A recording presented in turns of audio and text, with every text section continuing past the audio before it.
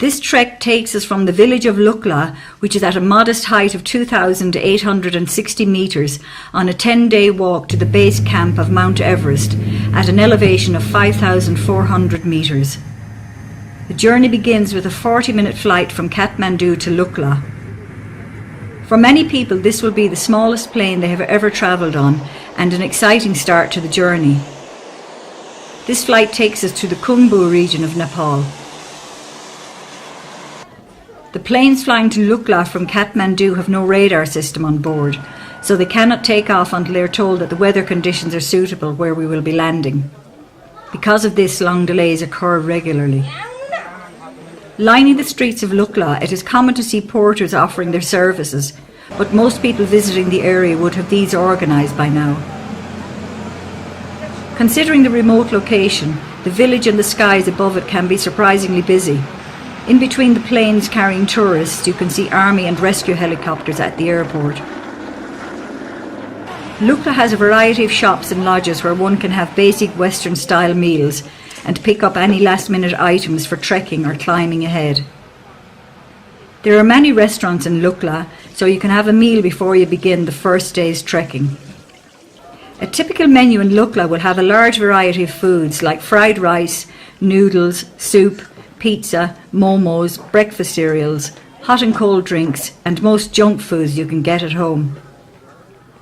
People usually try to avoid eating meat from here onwards, as there is no cold storage and the possibility of a sick stomach is very high. The journey from Lukla to Pakding should take between 2 to 3 hours, going at a slow and steady pace. The trail starts with a gentle climb up the mountainside on the left bank of the Dudh Koshi river, which provides a lovely view for most of today's walking.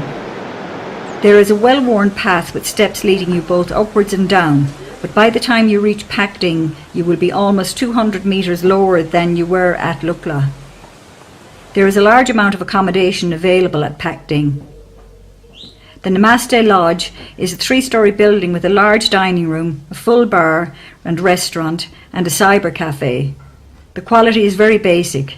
The rooms come with a bed, a mattress and one pillow. There are no electrical sockets and toilets are shared.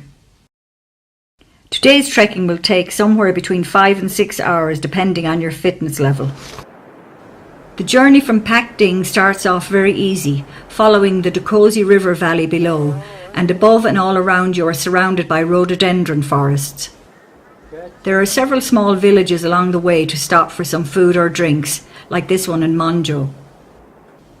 As you leave Monjo in the direction of Namche, you enter what is known as the Sagarmatha National Park.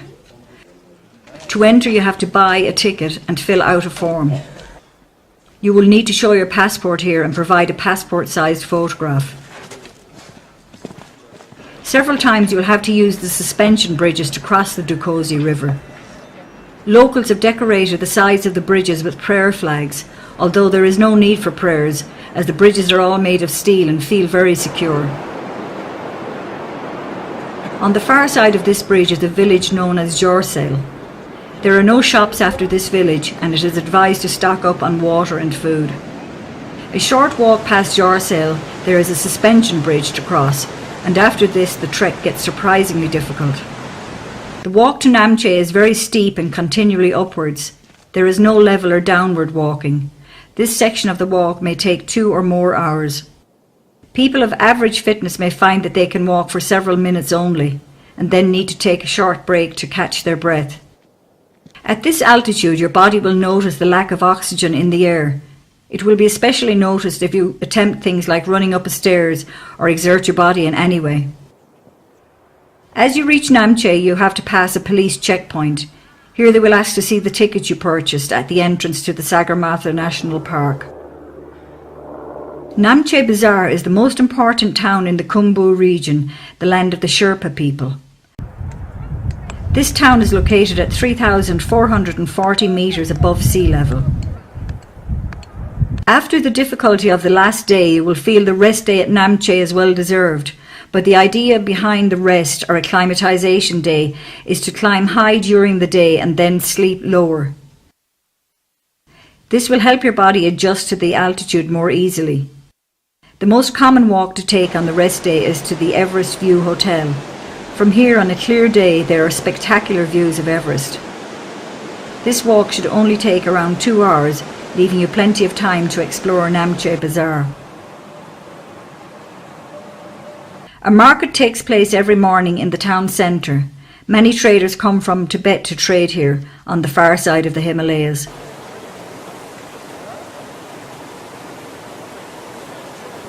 Looking from a distance, it looks like a second-hand clothes market, with everything spread out on the ground. But in fact, most of the goods you will find here are new imitation climbing gear. There is a big difference between the tourist prices and local prices, so if you want to buy something here and have a porter or a guide, get them to make the purchase for you.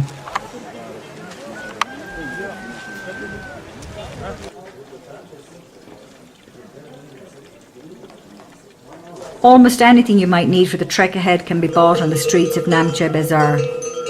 Items like down jackets, sleeping bags, shoes, socks, gloves, scarves, suntan cream, lip balm, tissue paper, maps and water.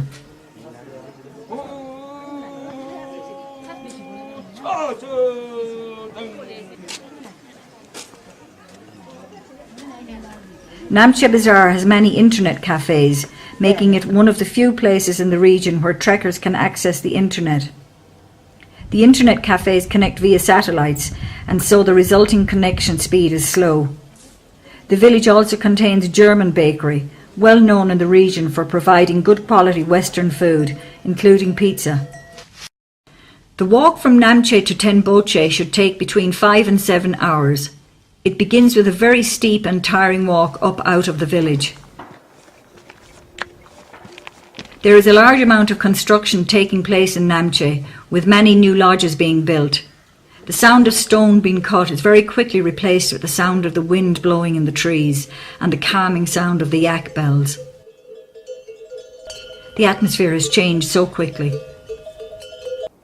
TYANGBOCHE Monastery can be seen in the distance on a clear day, as well as the summit of Everest.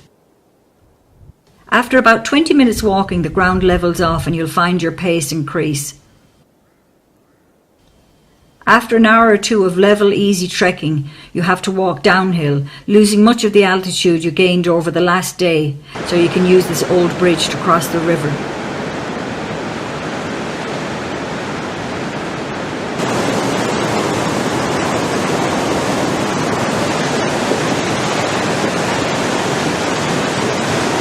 But the altitude that was lost must now be gained with a tough 2-hour uphill walk.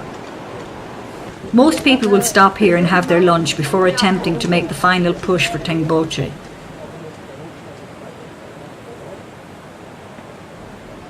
The price of a bottle of soft drinks here might be 50% higher than it was in Lukla, although meals like rice, soup and bread will be mostly the same.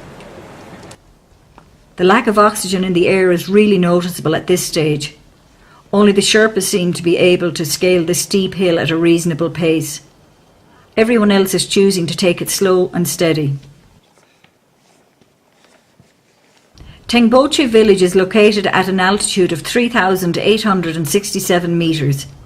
In the village is an important Buddhist monastery, the largest in the Khumbu region. The structure was built in 1923 but was destroyed by fire in 1989. It is rebuilt with the help of volunteers and the provision of foreign aid.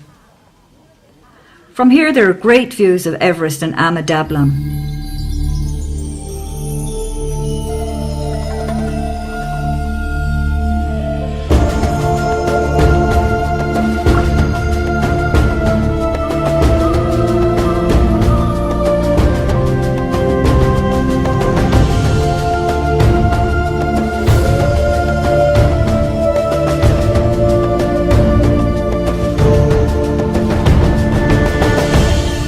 All the traffic heading towards Everest passes through the centre of TYANGBOCHE, so it's a great place to relax and watch all the yaks, porters and trekkers go about their business.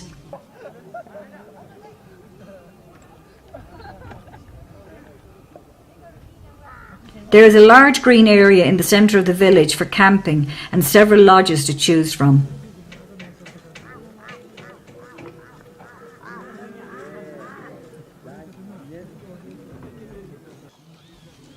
There is an internet cafe here, but the electricity supply does not always work.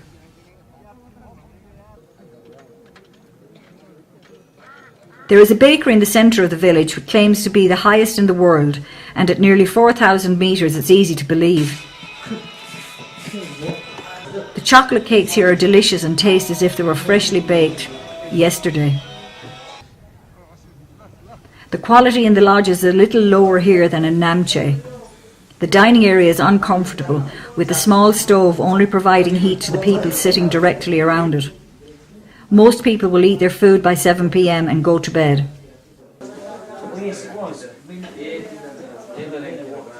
The walk from TYANGBOCHE to TYANGBOCHE starts off gently sloping downhill, but shortly after crossing the river, we head uphill and spend most of the day walking along the river valley. Many people visiting this region of Nepal will only go as far as TYANGBOCHE, so from here onwards there are less trekkers, porters and yaks along the path. There are some lovely family-run tea houses to stop in along the way, serving up tasty drinks like hot lemon or yak milk tea.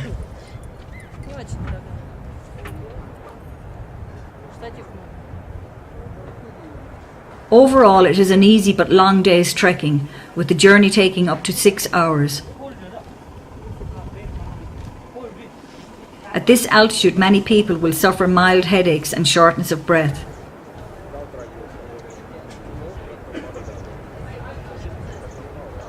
The village of TYANGBOCHE is located in the Cho Oyu Valley at an altitude of 4,530 metres. Trekkers will usually spend 2 nights in TYANGBOCHE for acclimatisation purposes. The village relies heavily on tourists, with lodges and tenting areas comprising most of TYANGBOCHE. The Imja River flows directly east of the village. Most people choose to spend the rest day hanging around the village. There is a bar here with a pool table. Expensive internet cafe and satellite phones are available at a high price if you feel like phoning home.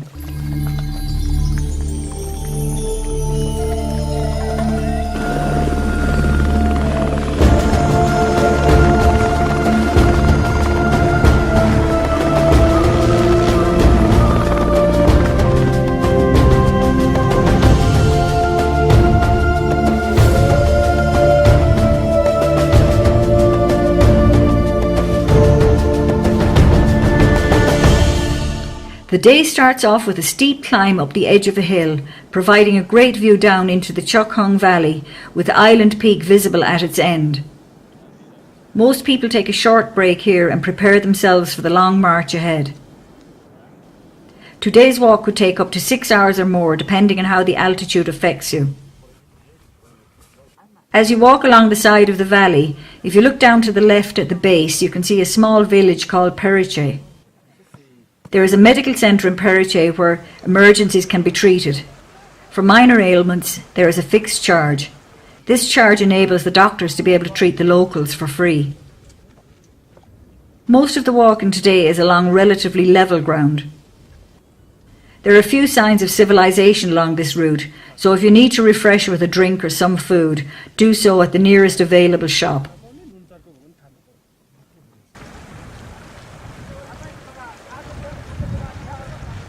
For the last hour or two, the ground becomes steep and rocky until you reach the small village of Loboshe. Compared to places like TYANGBOCHE or TYANGBOCHE, there is not really much here. 2 or 3 lodges and a camping area make up Loboshe. The village is quite exposed, and the high winds can cause a lot of dust to blow around the village. Because of this, most trekkers choose to relax indoors.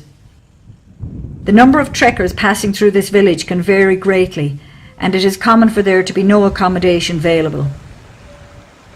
Guests may be asked to share a room with a stranger or even sleep on the dining room floor. There is no way around this, as the nearest lodge is many hours' walk away.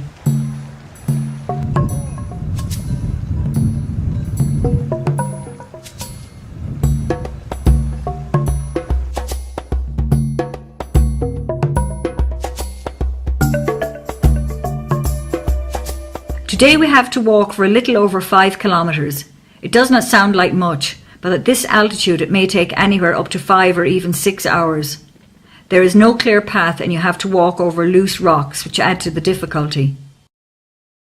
The small village of Gorak Shep is actually the original base camp for climbers heading towards the summit of Everest. The small village is located at the base of a peak called Kalapathar, which appears as a big brown bump below the impressive south face of Pommery. Many trekkers in the region of Mount Everest will attempt to summit Kalapathar, since it provides the most accessible point to view Mount Everest from base camp to peak. Due to the structure of Everest, the peak cannot be seen from base camp.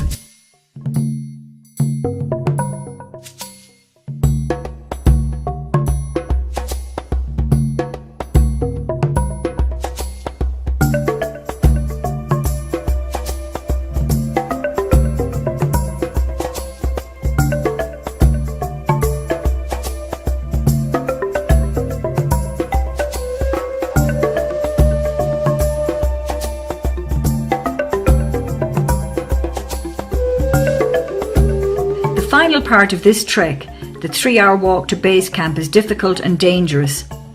There are several crashed helicopters in the base camp region. Because the air is so thin at this altitude, landing and taking off can be difficult. Unlike the rest of the trek, there is no path to follow here, so it is not recommended to attempt this without an experienced guide. The journey takes us over the Khumbu glacier, finally ending at the base of the Khumbu icefall. You can say you are at base camp when you are looking up the Khumbu icefall. The icefall is regarded as one of the most dangerous stages of the South Col route to Everest summit.